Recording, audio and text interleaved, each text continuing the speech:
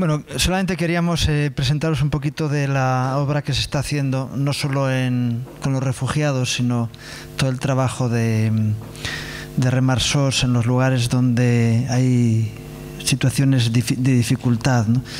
Y no para demostrar qué buenos somos, sino para dar una opción a que la Iglesia pueda participar con nosotros en estos proyectos, ¿no? No estoy hablando de economía, aunque también nos viene bien, sino sobre todo con obreros que puedan estar dispuestos al llamado de Dios, ¿no?, a ayudar en esas labores. En concreto, en Grecia hemos tenido la experiencia de que han ido cerca de 4.000 voluntarios de diferentes iglesias, no solo de España, pero también de España, que han estado colaborando con nosotros en sacar adelante esa situación humanitaria, ¿no? Y no solamente por hacer algo humanitario, sino por tener la oportunidad de mostrarles el amor de Dios.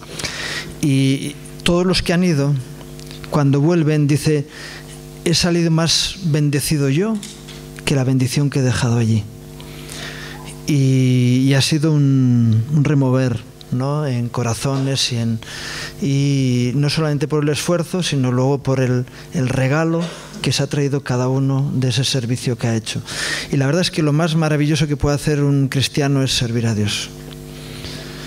En el servicio a Dios está la recompensa que tenemos cada uno de nosotros, ¿verdad? Y a veces uno dice: ya, pero ¿qué voy a hacer? No tengo oportunidad. Tienes.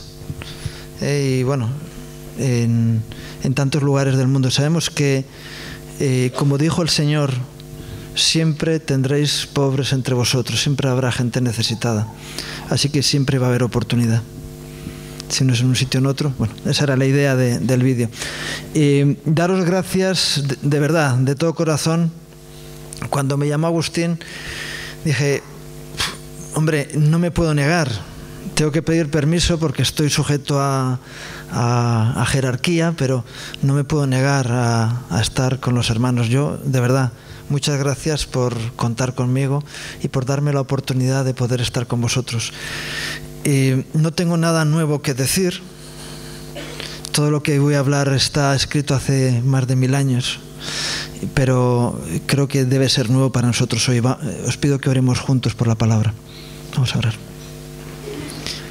Señor, yo quiero proclamar que tu palabra es verdad, Señor, y que transforma el alma, cambia las vidas, Señor, y que a veces, aunque nos conocemos mucha parte de la palabra, nos la tienes que recordar cada día para que pueda ser viva en nosotros, Señor. Yo por eso te pido que vivifiques tu palabra ahora para nosotros, para que podamos ser alimentados, renovados, fortalecidos, transformados por ella, Señor. Te lo pido en el nombre de Jesús. Amén. Porque yo creo en el poder de la palabra de Dios. No sé tú si crees en el poder de la palabra de Dios, ¿verdad? Y me gustaría que pudiéramos leer juntos en Mateo capítulo 5, versículos 14 al 16. Quizá alguno se lo sepa de memoria, pero la memoria no es suficiente, ¿verdad? Dice así la palabra: vosotros sois la luz del mundo. Una ciudad asentada sobre un monte no se puede esconder.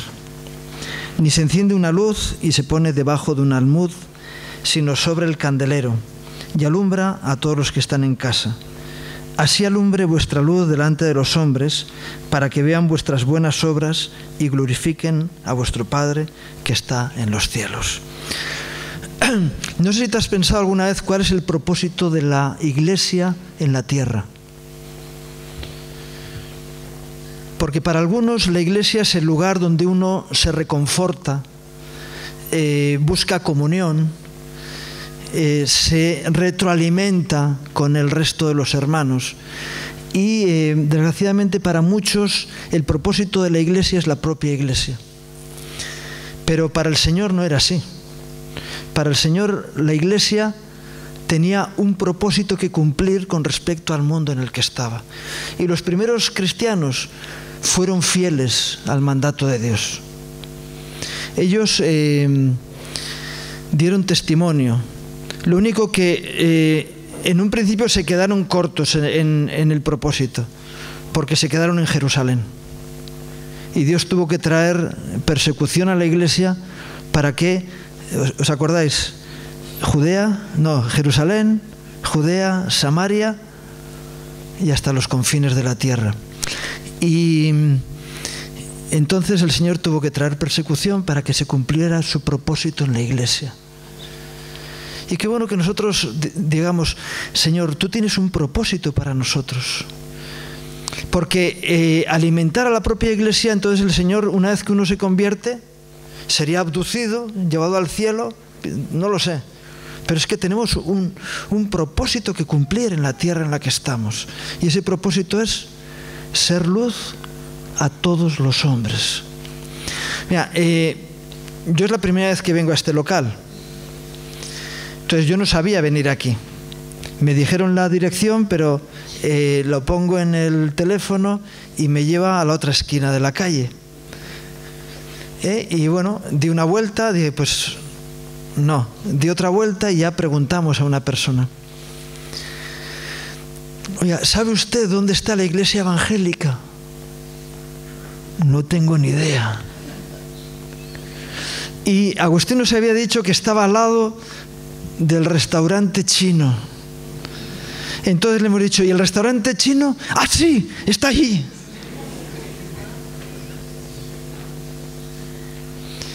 Yo conocía ese restaurante antes porque tuvimos una casa aquí atrás, ¿no? Pero bueno, no sabía que era ese. Pero me llamó la atención. Yo traigo un mensaje en mi corazón y digo, ¿ves? ¿Cómo es posible que la gente conozca un restaurante chino y no conozca dónde está la iglesia?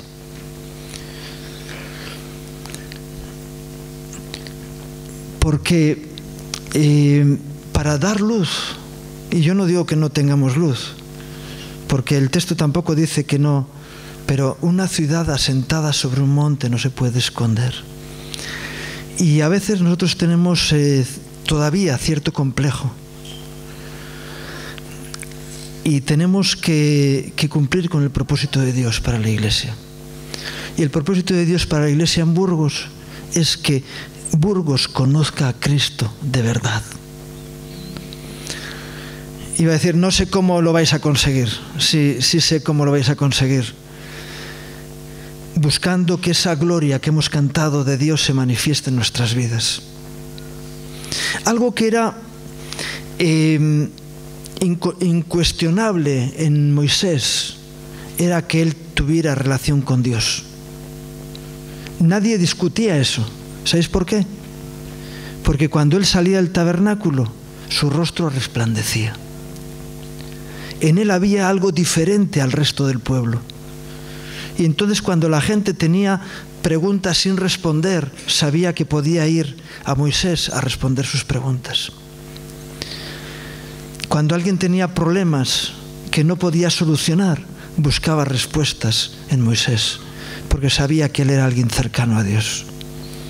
Y nosotros tenemos que incidir en la sociedad que nos rodea. Cuando la iglesia pasa desapercibida, sí, bueno, algunos se salvaron, gloria a Dios por cada un salvo, ¿verdad? Pero estamos siendo llamados a cambiar la sociedad en la que estamos. No sé si alguien está de acuerdo conmigo. Amén. Y vuelvo a decir, no sé cómo lo vamos a conseguir por la gracia de Dios, pero tenemos que tener ese anhelo en nuestro corazón.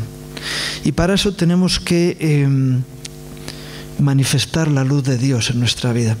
Hace un tiempo, en una reunión, en una vigilia de oración unida en varias iglesias en Guadalajara, donde he estado viviendo 3 años, el pastor que dirigía la reunión dijo algo que a mí me conmovió. Y yo le dije, eso no es cierto. Él dijo que el mismo nivel de divorcios que hay en la sociedad está ocurriendo en la iglesia. Y yo le dije, en la mía no. La mía es la tuya, porque, o no, en mi iglesia no ocurre eso. Yo no sé de qué referencia estás tomando, pero si la gloria de Dios se manifiesta, nosotros, nuestras familias tienen que ser benditas. Amén. Amén, es así. Tenemos que ser un referente a la sociedad en la que estamos, porque la realidad de Dios en nuestras vidas transforma nuestra propia identidad y nuestro propio núcleo familiar. Nosotros tenemos que tener familias benditas si Dios está en medio nuestro. Pero leía esta mañana un artículo de Protestante Digital hablando de los movimientos sociales que está habiendo en este tiempo y que quizá nos dejan incómodos o nos dejan con preocupación, ¿no? Preocupados. Y el problema es que la sociedad está cambiando más a la Iglesia que lo que la Iglesia está cambiando a la sociedad. Y es tremendo que las modas nuevas, que la sociedad y la filosofía que hay en el mundo actual tienen más influencia en la Iglesia que la palabra de Dios. Y es terrible. Y nosotros nos tenemos que levantar contra eso. Es decir, ¿qué está ocurriendo? ¿Qué está ocurriendo cuando tiene más influencia la sociedad que la palabra de Dios en nuestras vidas? Cuando es más influyente la opinión de los medios de comunicación que nos rodean que lo que se predica en la Iglesia.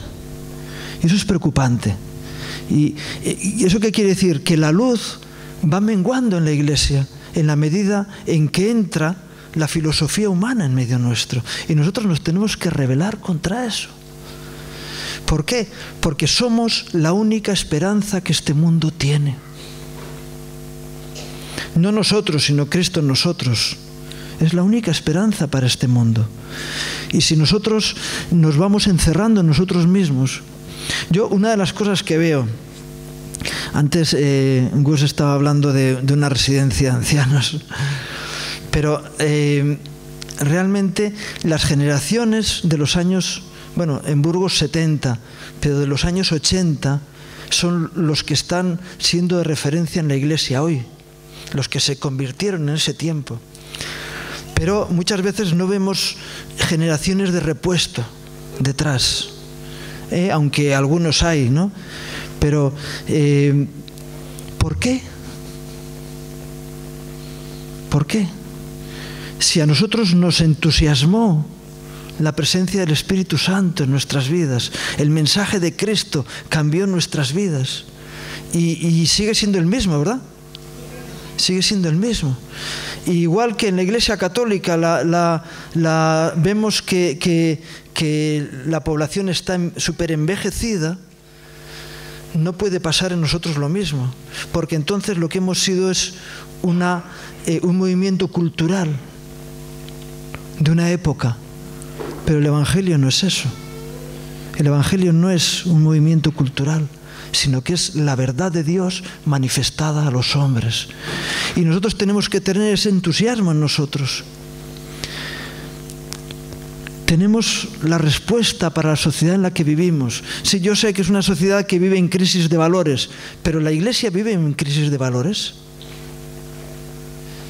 Si la Iglesia vive en crisis de valores es que el mundo no tiene más esperanza.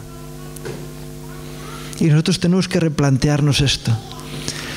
Y yo no estoy hablando sobre un problema que está ocurriendo en la Iglesia de Burgos, sino sobre lo que yo estoy viendo en la experiencia donde yo estoy. Y me imagino que las olas son las mismas en unos lugares que en otros. Amén. Y tenemos que replantearnos este asunto. ¿Somos la luz del mundo? Jesús dijo que éramos. ¿Somos la luz del mundo? ¿Tenemos respuestas para la sociedad que nos rodea? ¿Somos capaces de llevar convicción a la sociedad en la que estamos? Yo sé que en muchos casos y por causa de diferentes persecuciones y presiones, la Iglesia tiene tendencia a encerrarse en sí misma. Y estamos tan contentos en la comunión los unos con los otros, pero y yo creo que hay que valorar eso. Por eso dice la palabra que no nos dejemos de congregar. Pero cuando salimos de aquí tenemos que ser responsables con el mundo que nos rodea. Y yo sé que está habiendo movimientos a lo largo de todo el mundo en esa línea. Tú tienes que ser luz en el lugar donde trabajas. El mundo tiene que conocer, no que tú eres evangélico, sino que la gloria de Dios se manifiesta en tu vida. Y eso nos tiene que llevar a tener un reto diario. Antes hemos cantado también una canción que hablaba de algo así, ¿verdad? Te alabaré hasta el anochecer. Y yo digo, ¿por qué hasta el anochecer? Yo quiero alabarle también a la madrugada, pero cuando salimos fuera, tenemos que estar siendo instrumentos de alabanza a Dios, que la gente alabe a Dios en nuestras vidas y pueda envidiar lo que tú eres y lo que tú haces y los logros que consigues en tu vida. Eso es ser luz. Mira, anoche estuve viendo una entrevista que hicieron en La Sexta, a un hombre, ¿no? Él decía, si yo tengo un hijo homosexual o transexual, le amaré igual. Es igual, Dios también ama a todas esas personas. Y yo decía, pero yo tengo que tener la gracia de Dios para evitar eso. Y estuve en una reunión hablando con un hermano en la fe, y yo le decía, mira, Romanos 1 no se ha quitado de la Biblia, porque como no tuvieron en cuenta a Dios, Dios les entregó. Conocéis, ¿no?, el texto. Sabéis de lo que estoy hablando, por no alargarme ahí. Entonces, si tenemos en cuenta a Dios, las maldiciones que el mundo tiene no vienen a nuestro hogar, ¿verdad? Amén. ¿Es así o no? Y él me decía, hombre, digo, no, esa es la promesa de Dios que tenemos, que nuestras vidas van a ser benditas porque nosotros estamos cumpliendo con el propósito de Dios. Y que ese tipo de situaciones vienen a los que están viviendo de espaldas a Dios. Pero ¿vivimos de frente al Señor o vivimos de espaldas a Él? Tenía que haber habido una respuesta rotunda, no una duda. Es decir, aquí queda en el aire una duda. Tendríamos que tener una respuesta rotunda. Decir, no, nosotros vivimos de cara a Dios. Amén. Yo no tengo duda en mi propia vida y sé que aunque hay dificultades y hay problemas y hay conflictos, estos vienen muchas veces de nuestra propia carnalidad y están para que no nos durmamos en nuestros laureles, pero vivimos una vida de bendición porque Dios está con nosotros o porque nosotros estamos de cara a Dios y no le damos la espalda, ¿verdad? Amén. Entonces, somos luz.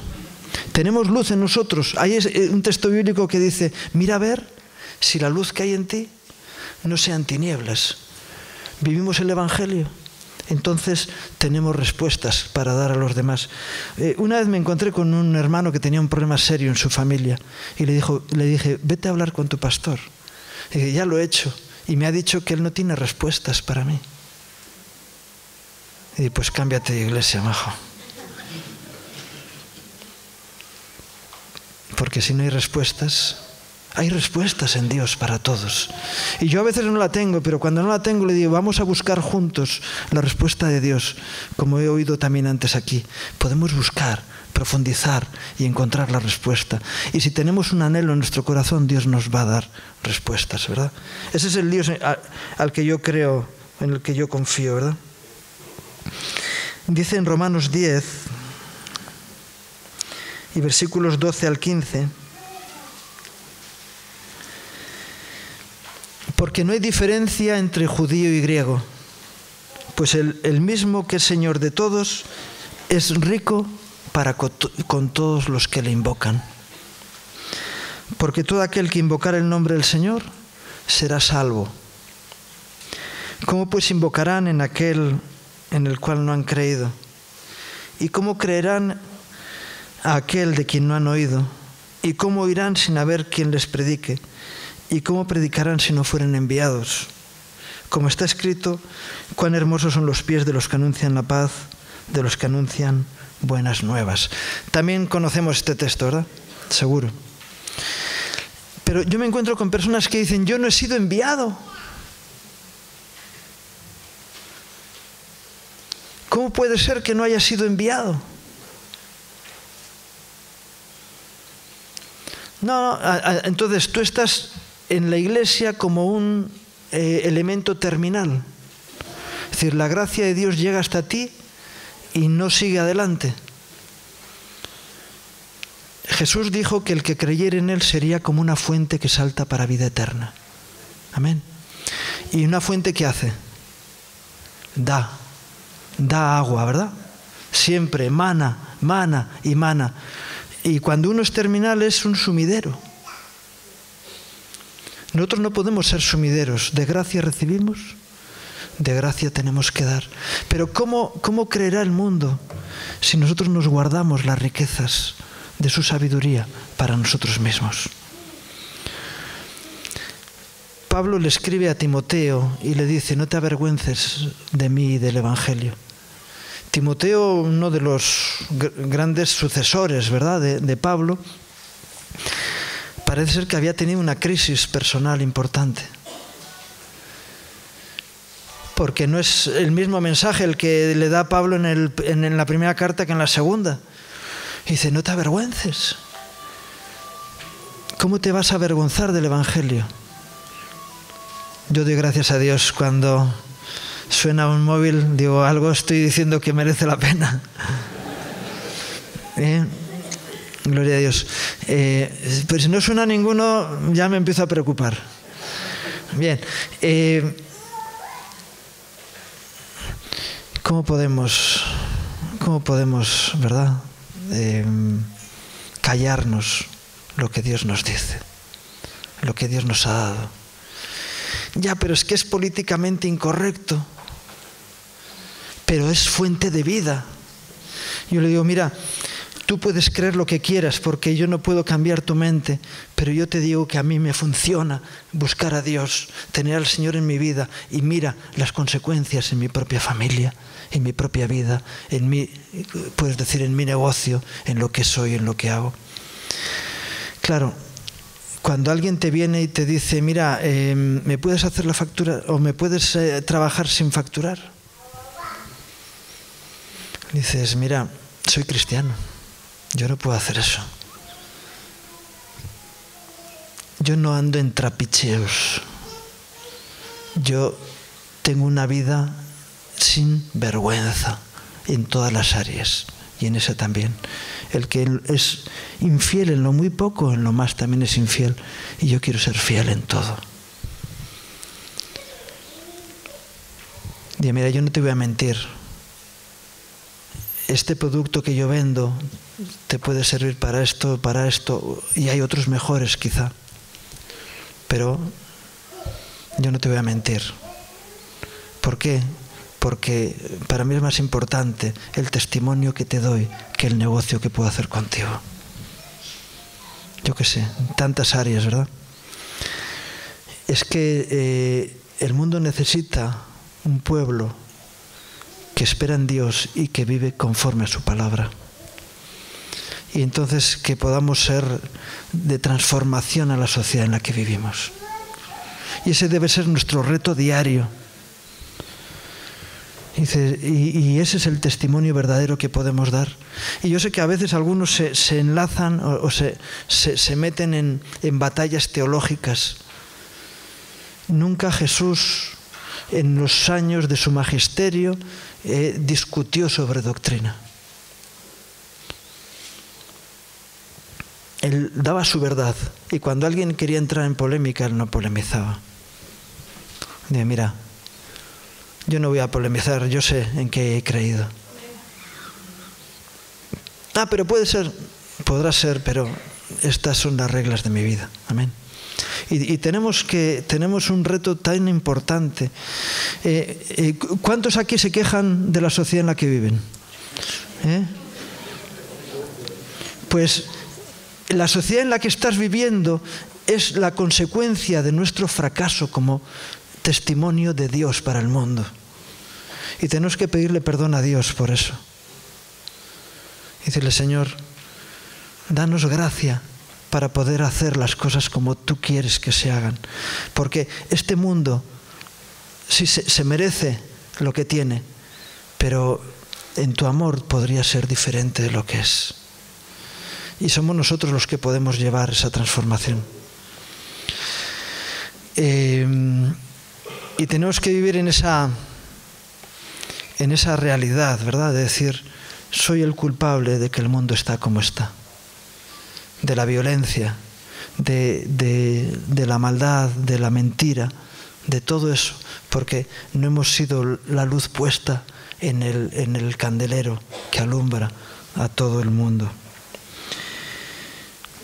Gloria a Dios. No sé el tiempo que llevo, así que por eso estoy... 1 Pedro, capítulo 2. No me gusta pasarme de los tiempos que me dan. Versículos 11 y 12.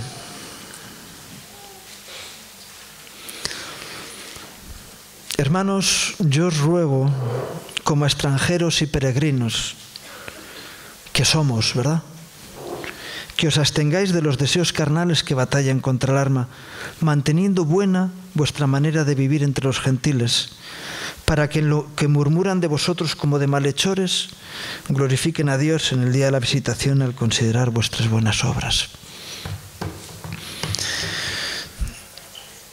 Y a veces el problema es ese, que no somos peregrinos. ¿Cuántos extranjeros hay aquí? ¿Y los demás? Yo a veces en mi iglesia no sé cuántas nacionalidades tenemos, pero yo les digo, ¿cuántos colombianos hay aquí? Que antes oró un colombiano, creo, ¿no? Y dices, ¿y por qué sigue siendo colombiano? ¿Cuántos españoles hay? ¿Por qué sigue siendo español? ¿Por qué no manifiestas la realidad del reino de Dios en tu vida? Yo cuando veo las banderas nacionales, ¿no?, la gente tiene una identidad en su nación, yo digo, ¿por qué no tienes una identidad en Cristo en lugar de tenerla en tu nación? Eso es lo que tiene que hacer una diferencia, ¿verdad? Muchas veces decimos, la iglesia es la embajada del reino de Dios en la tierra. Pero dentro de los que estamos, cada uno proclama que es de otra nacionalidad. Yo tuve en la iglesia un hermano que era guatemalteco, pero trabajaba en la embajada de la India. Claro, cuando alguien iba... alguien hablando en español iba a tal, pues la atendía a él, porque dice, no, es que este es guatemalteco. Y dice, pues ¿qué hace un guatemalteco en la embajada de la India? ¿Qué hace un colombiano en la embajada del reino de los cielos? Necesitamos el pasaporte para movernos por el mundo, pero qué bueno que llevemos la bandera del reino de los cielos. Y mira, yo no me meto en batallas nacionalistas, sino que mi nación es otra, como Jesús lo dijo, ¿verdad? Mi reino no es de este mundo.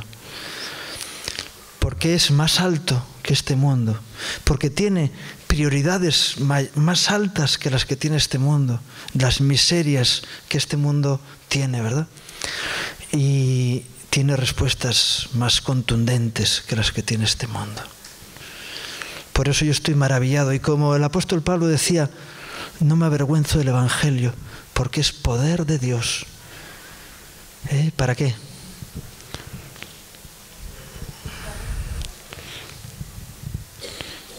Es poder de Dios para cambiar lo más profundo del corazón del hombre, ¿verdad? Y qué bueno que nosotros podamos ser instrumentos para hacer eso. A veces estamos buscando convertidos. Se evangeliza para llenar la iglesia. Y mira, yo estoy preocupado de cómo te va la vida y cómo vas de mal en peor. Y yo, sin embargo, voy a mejor en mi vida y quiero que eso vaya para la tuya. Lo tomas o lo dejas, pero esa es mi preocupación. Qué bueno que ese sea nuestro mensaje. No quiero hacerte un adepto de mi congregación. Quiero que Dios te bendiga y que puedas vivir esa bendición, ¿verdad? Y qué bueno que nosotros nos conjuremos en este día en eso, nos comprometamos con Dios. Es decir, Señor, hazme un enviado de tu reino para este mundo que está en tinieblas, para que yo no sea un igual entre ellos, sino que pueda ser de referencia al mundo que me rodea. Es tremendo ver cómo cuando la gente se convierte, tiene muchos contactos con gente que no es creyente, pero según va pasando el tiempo, rompe puentes y termina con las amistades que tenía antes, con lo cual deja de ser útil a la sociedad que le rodea. Y es curioso, cuando se convierte alguien en un entorno nuevo, enseguida atrae gente de su entorno a la iglesia, pero al poco tiempo deja de tener esa efectividad, porque ya no tiene recursos. Que no rompamos los puentes con el mundo, sino que los tengamos abiertos, no para beneficiarnos del mundo, porque ya no nos interese, sino para poder ser de bendición para ellos. Amén. Pues vamos a pedirle a Dios que nos dé esa gracia. Si queréis acompañarme en oración.